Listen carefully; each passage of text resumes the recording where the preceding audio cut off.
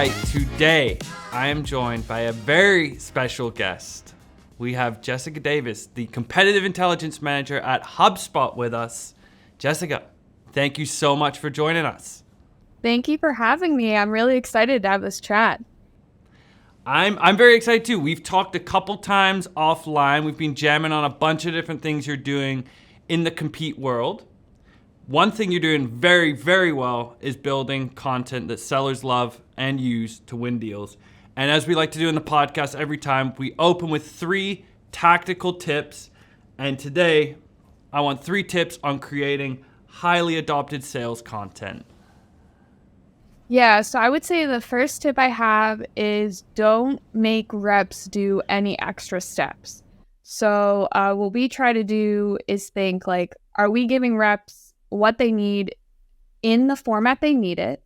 Are we making them convert anything into a talking point? So like, is this ready-made, something that a rep can read and immediately say? Or are they going to have to do some like mental gymnastics in their head? So that's tip 1, is give reps the content they need in the format they need it.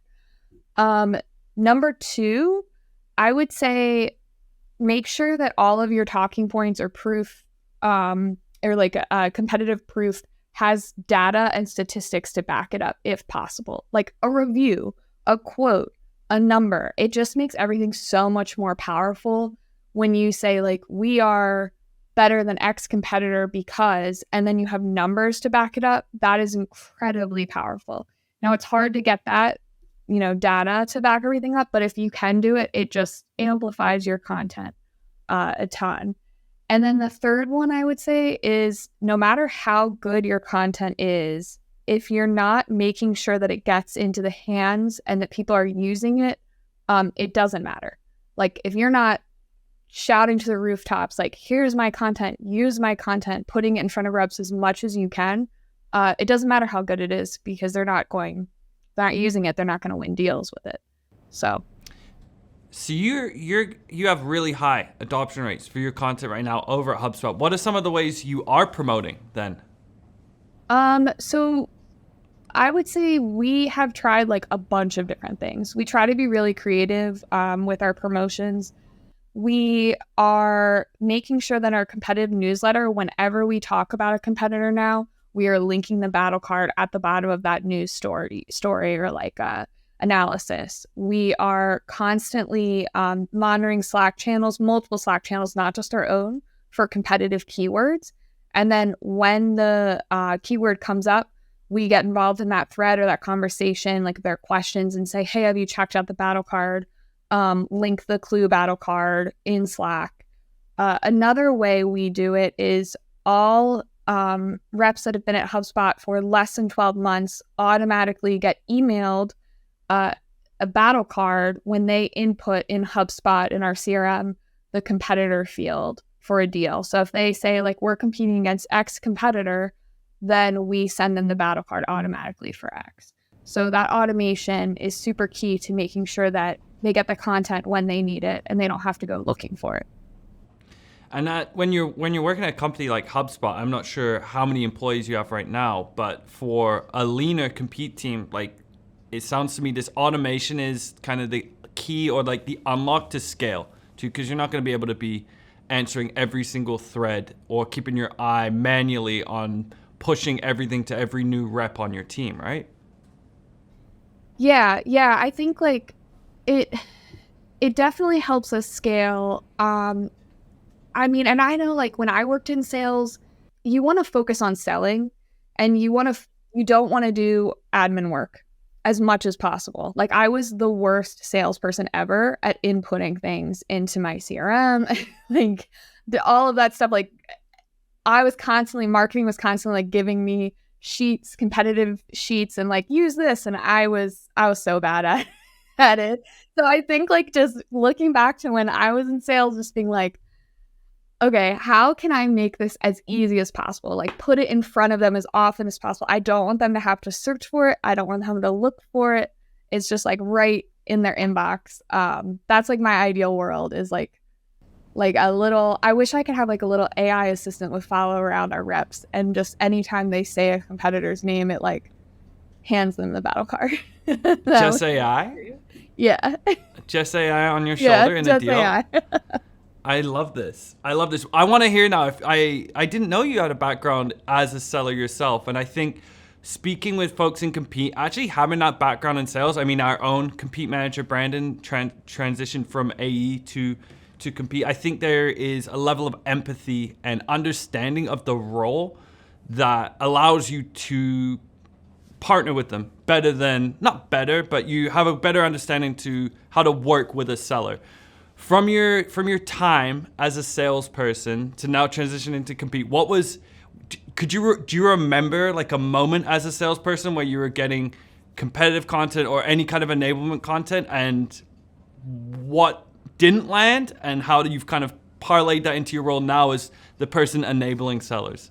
Yeah, I think often companies make marketing content and enablement content for their like the least common denominator at their company, like their like company persona. I think so at the company I worked at, they were making like marketing material for like as if they were talking to an engineer, but it was supposed to be for like an interior designer and architect. Which is like not so I was like, you like this is our like we need more pictures, you know, like we need more. And I think like that's something that I've noticed too at every company I've been at is people create content for like the number one persona almost at their company a lot of times. Like it's really hard to like put yourself in those shoes. And I think like we got feedback once on a battle card that was like, this language is too markety. And it was like, oh, it's like an arrow to my heart. I was like, oh my gosh, like I hate that feedback because it just makes me, I'm like, I know that's that feeling as like a rep, as like a sales rep. So just trying to think like, and you know, HubSpot is primarily a marketing company. So it's, I felt like maybe we were like a little bit guilty of that. So I think just really putting yourself in like the rep shoes and thinking like, okay, what do they need as a sales rep, not as like a marketer, not as someone in product, not an engineer, like what really is important to them. This is interesting because I mean, myself, I'm in marketing too, and we always talk about getting caught in the marketing bubble at times. Like there's a lot of things you can, should, would do that can start to separate yourself from the buyer. And then before you know it, you're coming out with marketing language because you've just this force of to-do list pushes you further and further from a buyer, whereas a seller, every single day, they're with the buyer. And I think that's where that big disconnect occurs, right? And so what I'm hearing from you is, one, understand what the reps want, what the reps need, how they work. But also, what about this buyer side? How do you stay close to the buyer and understand what content's gonna help close a deal with a buyer too? Yeah, so that's actually been a huge focus of our team this year.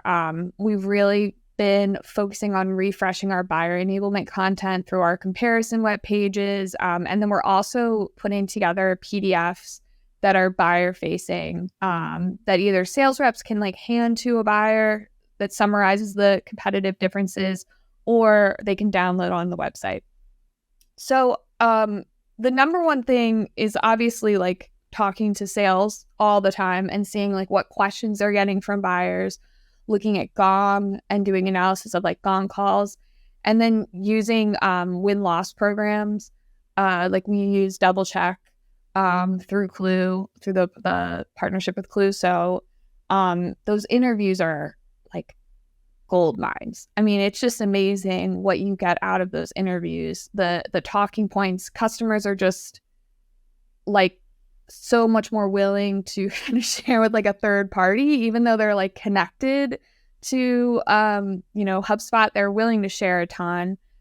And I think just taking all of that, and also just like most of us have evaluated like software before, for example, like in our industry, like I've bought software before, I've evaluated vendors, and just thinking like, well, what did I want when I evaluated vendors? Like, you don't really want a huge song and dance. Like, you just want to know what the difference is between the software, and then someone to like help you make the right decision, I guess. I want to double click on this win-loss part a little bit. So that's interesting, using win-loss to get closer to the buyer and what they're actually saying, what they're actually thinking. You're not relying on what the rep said happened in the deal or picking up sporadic stuff from call notes and things like that. What about in terms of taking these win-loss interviews and turning that into enablement material? Like how are you kind of tackling that piece right now? Yeah, so I think like the number one thing is thinking about how we can break down those interviews as competitive proof. So like which parts of our battle card can we take little bite-sized pieces, because like you're not going to hand those to sales and just like, or like link them to a battle card and just be like, read this win-loss interview. Like that is not the right way to use that content. I think if you sellers don't want to read a whole interview. No. No, I'm sorry to say no. No, they want like snippets. So I think just like, and not giving them like 17 snippets, giving them like, and this is something I think my team and I need to be better at. It's like sometimes we have so much competitive proof that we're like, here's all the proof, and it's like maybe we need to give you like the 5 best pieces of proof. But I think that's one way, is just like putting it where the sellers need it when they need it, and that may be making a one-stop shop on the battle card is great. The other thing that I think we don't talk about a lot is how you can use those interviews to enable strategic decisions. So having like an executive readout of learnings and thinking like, okay, we can use this for enablement content, but then like what strategic decisions and actions are we going to take based on these interviews? And I think that's really where you get your money's worth for those programs. Definitely. There's from the win-loss side, there's stuff that you can uncover from an enablement side of things, which is like there's these disparate pieces that if you put in the right order, you'll be able to close a deal. But then what you're saying there as well is there could be insights coming from those win-loss calls where you have to really just change the playing field entirely, or there's something completely different we need to be like a pivot or something, like there's a leaky funnel in terms of one of our processes. Like it's a not just, hey, let's line these things up and our sellers will be able to knock down every deal. There's structural things that you might need to change based on what comes from those calls. Yeah. And I think like what we've learned in the past, like since I've been at HubSpot, sometimes you do those types of interviews, or like in the past we've done like a competitive NPS, and you have this like you talked about drinking the Kool-Aid, you kind of have this perception of internally like how you're viewed in the market and how people view your competitors. And then customers will say something where you're like, this is interesting, like this is not what I would think. Or you think that a competitor is like a major threat, and then the customer says some things that you're like, okay, maybe they're not the biggest threat. Like maybe there's another competitor that I need to worry about. I just think it just helps you like stop looking at it from your company's lens as much, and really just taking a step back. And yeah, it's a great practice to have to do those types of programs. I want to get back to some of the kind of compete content side of things, how you've been able to manage such high adoption rates. One of the big pieces we hear, or one of the big pieces when I've talked to folks in compete, is how do I keep my content fresh? Because if they're not fresh, if it's not up to date, if it's not reliable, you've lost credibility. Jessica, as a seller, can vouch for this statement. So what are you doing in terms of keeping content fresh, up to date, and reliable for your reps? Yeah, so like we a few years ago we had a big problem where like at HubSpot we have so many competitors. We compete in different segments. We have a lot of different products. So we have like a lot of competitors that we need to keep track of. And it's hard to prioritize them. It's hard to keep all that content up to date. So like you make content for all of them, then it's like you have too much content and it's hard to keep up to date. So we had a problem a few years ago where we had like content for all the key competitors, but it got really out of date because we didn't have the resources to update it. And then when you have that issue, you lose trust, right? Because reps are going to look at your content and they're like, well, this isn't up to date. This isn't correct. And then they just probably never look at a battle card again, to be honest. They're just like, this is useless. I'm done. This is a waste of my time. So I think like it became a trust issue for us. So that our number one thing was just like kind of doing like a relaunch of the program to fix that. But once we did do a relaunch, we created a very like rigid system to keep our content up to date. So we have tiers. We tier our competitors in multiple, like 5 tiers, by how often we see like deals against them, how like similar they are to our market focus, industry, product, etc. And then also like, are they emerging threat? Are we seeing like a huge increase of a threat of them in the market? Tier 1 and 2 competitors, we update every quarter. And then the rest we update every 6 months. And we do like battle card updates, comparison page updates. Like we kind of like have our copy like all aligned and linked on all of those, and we update the copy accordingly. We have like a whole system with checklists of like what we update and check. And we are like very sensitive to that now. So I think just like having a process and then also communicating that process, like being like, this is how often we update things. So people know like if it's sort of out of date right now, it's not going to be out of date for long. So that's worked for us so far, I think. So on that prioritization side, if I hear you, there's like the number of deals they're appearing in, is it win rate? Is it size of deal? Like what is that sort of tiering matrix, I suppose, for these 5 buckets? We generally do like the percentage of deals because it's more like, it's not necessarily about like the amount of money necessarily. I think for us, it's just like how often are reps having conversations about this competitor? And I think looking at from that, because the point is to, one, enable them to win deals. And then obviously we're trying to make the company money.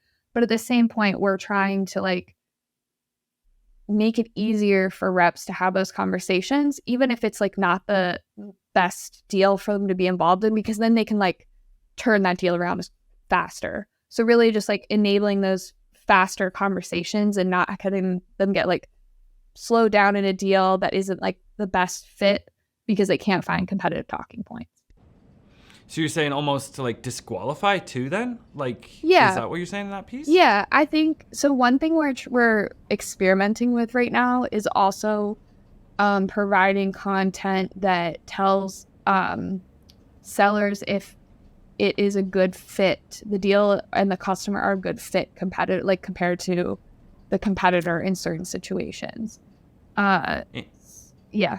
Interesting. And is this because I've this is a little plug for our upcoming Compete Week, but in preparation for it, I've been talking with a lot of CROs and revenue leaders, and there's this big piece right now, especially where it comes to competitive, CROs aren't just focused on net new business. It's not just about back in the day where it was growth, net new business, sign logos. It's, are they going to be a successful customer? Are they going to churn in 6 months? Did the cost of acquisition, did they even survive a year and we've just burnt money bringing in a logo that's fallen out the back end? Is that why, from a compete standpoint, you're trying to figure out the best fits? So it's not just, hey, just try to win every deal and here's some talking points, but you're going to end up feeling that in the back end in maybe a year, 6 months, a year's time? Yeah, I think so. I think I like that perspective because I think you need to think of a customer as like a long-term investment, and you're like investing in their growth and they're investing in your product, and it's like a partnership. And you think about like if you invest a lot of CS resources in like that customer and helping them grow, and then they turn around and churn, like that's not good for anyone. And you've wasted those resources focusing on that basically like it's not as good as an investment. So really just helping sales understand like who are the right customers. And I think a really good indication of that is like what competitors they're looking at, because then you can understand like the you can understand like the size of the company, the size of the solution they're looking at, the niche, like the features that they're most interested in. I think it can tell a lot about a customer, more so than like just looking at the data about that company. That's really interesting. I love this because I think it's more increasingly so, especially in this market where churn and retention is a priority for pretty much every single company, especially in B2B right now, that Compete can have that holistic lens of pre to post sales and how that impacts revenue. Like, again, sellers are focused on bringing in customers in the door, and not to say that they're just shoveling in bad clients, but their focus is to hit a target. But it does require teams and leaders to be looking at the bigger picture as well, to make sure that your reps are being efficient with their time, that they're not just chasing bad use cases or bad fits that they'll end up losing or bring in and churn. And I kind of like that increasingly it seems that Compete is playing a large role in kind of giving that perspective. I want to pivot at the end here a little bit. We've talked about some of the pieces around building great content, building a strong relationship with sellers, keeping it up to date. How do you measure success then, from a content perspective, but also your program as a whole? What are you reporting on to your leadership team? Yeah, so I think like this is one of the hardest things about building a competitive team. And I think like on the surface, everyone's just like, okay, well, you just measure win rate. But there's like so many areas that you don't have control over as a competitive intelligence team on when it comes to win rate. So we have really started to lean into engagement as a like North Star for our team. And the reason is like a rep can come and use your content. You know, you are really good at like marketing your content and maybe getting a huge engagement push, and you get a surge, everyone comes and checks out your content, you see a peak in engagement.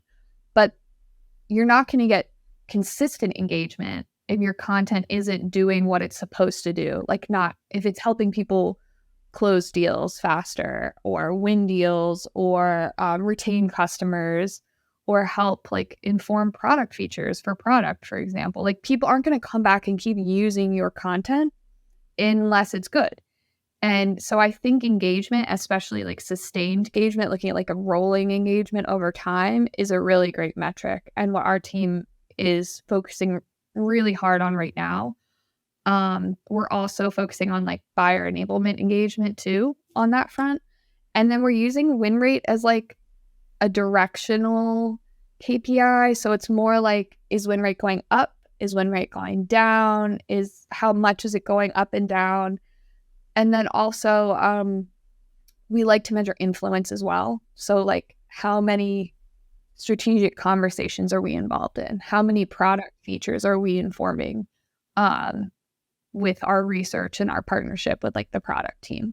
So I would say those three, but we were focusing more on win rate in the past, but I think more and more teams are focusing on engagement when it comes to competitive KPIs now.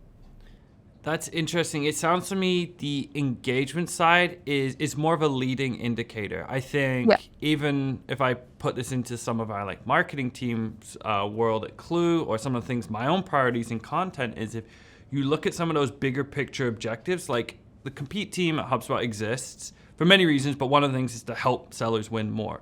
So you look at win rate. But like you mentioned, if you just look there and then build your plan, it can be overwhelming because there's so many inputs. What do I have to do? Whereas if you focus on those leading indicators that you have a strong belief and will start to report on in terms of this will impact win rates in the future, but these are the kind of short to midterm focus points that will lead to that kind of bigger picture as well, it sounds like. Yeah. I think like not getting too tied into like looking at win rate like month to month or even quarter to quarter, because you're going to see some changes that don't have to do with your content, but then like looking at your over time, like how are you influencing that win rate, and then layering that on top of the engagement metric and seeing like, all right, are we seeing a correlation here? Like, are the people that are engaging with our content more, like, are they winning more deals, for example? Like, I think that's really key. rather than maybe the metrics or assessing the performance and success of the Compete program, do you think it's important in terms of providing executives sort of that lay of the land of kind of competitive win rates, like number of deals competitors are showing up in? And it's not a reflection of what Compete is doing, but it's providing sort of this landscape picture of this is what the market looks like right now, especially from like a revenue perspective. Yes, definitely. We have recently partnered with our strategy team, and we are starting to do a readout every quarter for our executive leadership team with just like on competitive data and saying, here are the trends, here's what's going on competitively, and then focusing maybe a little bit of a deep dive on certain areas of interest or competitors of interest. I think that's really, really important to have that high level picture and not necessarily like, how do we measure our Compete program, but just like, how's the business doing? How are our competitors doing? Like, what's going on in the landscape in the market? And more importantly than just like telling them how we're doing, like, what do we recommend that HubSpot does based on this information? Like that next step of like, what action should we take? That's the key. I love that. And I think it's competitive win rates, and win rates are critically important for leadership to know, but maybe it's not fully dependent on your Compete program, but you still need to bring that to the table to advise. This is a trend we're seeing. Because if that is out of whack or they're not even looking at that, it's guesswork. It's guesswork. And I think increasingly bringing those metrics to the table and partnering with the strategy team is actually very interesting on that too. Bringing those metrics to the table is what gets you in the door as well. Like having that kind of data that they don't have otherwise, they don't have a view into this otherwise, you have something of value for the business there. Yeah. And I think like selfishly, I think competitive teams that are not doing that, I recommend it because it does reduce something that every competitive team sees, which is like freaked out emails and Slack messages from like executives being like, what's going on with this competitor that's like hot in the market right now. And you don't get those kind of messages anymore because you're constantly keeping them informed. So instead of like being reactive, you're proactive. And I think that just like makes everyone's lives easier on the competitive side. Even the work you're doing there too, it informed what you mentioned earlier in terms of prioritizing what content you're creating and on what competitors. Like it's twofold. One is prioritizing the work you do, and then you're also laddering that up to what executives need to know in terms of how many active deals have X competitors in. Like it's working both ways there, I think. It gives you, like you mentioned, a proactive, a more confident structure to work within, and we're not playing whack-a-mole. Yeah. Because that's the bad bit. You don't want your executives to be up at night worrying about the wrong thing too. Like, I mean, obviously you don't want them to be up at night worrying about anything, but you don't want them to like be up at night worrying about a competitor that like if someone asks the Compete team about, or like the competitive team about it, you'd be like, they're not a threat. You know, you want their brains to be focused on the important threats. So I think just like cutting out that noise for them so they can focus on what's important is really key.